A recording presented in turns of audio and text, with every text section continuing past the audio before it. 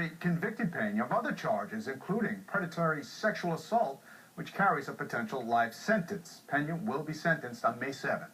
Fire investigators are still combing through a high-rise apartment building after a fire that sent flames shooting out the windows. The fire broke out inside the building on Columbia Street on the Lower East Side. Eyewitness News reporter Kimberly Richardson spoke to a woman who lost nearly everything in the fire. She joins us live with her story. Kimberly.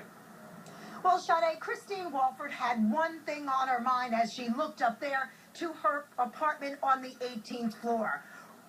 Fire had already blown out her windows. Her dogs were inside. It's where you see the black soot. There were two boxers who ultimately couldn't make it through the smoke.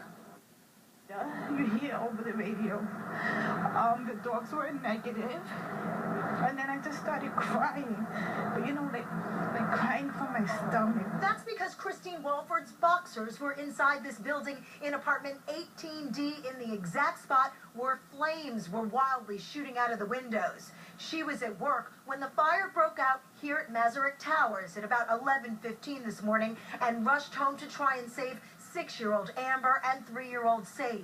By the time I got downstairs, I was hyperventilating. They took me to the bus, gave me oxygen. She wasn't able to save the dogs. Investigators say the fire started 2 floors below Christine's unit in apartment 16D. The smoke and flames quickly spread out of the window and into windows on the 17th, 18th, 19th, and 20th floors, all on the D line. You know, from the outside window, everything started getting dark, so then I smelled the smoke getting stronger. I saw smoke, heavy, deep black smoke. When we caught up with Maria Rivera, she was desperately trying to make contact with her father, who was inside a 14th floor apartment.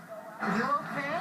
She did, and he was okay, but several others were treated on the scene for minor injuries. As for Christine, she's thankful her husband and daughter weren't hurt, but points out her family will never be the same. At least they were together, you know? So, I don't know.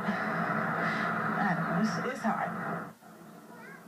Now, it took some 200 firefighters roughly 2 hours to bring this fire under control. Although investigators say it is not suspicious, they are still trying to find out how it started.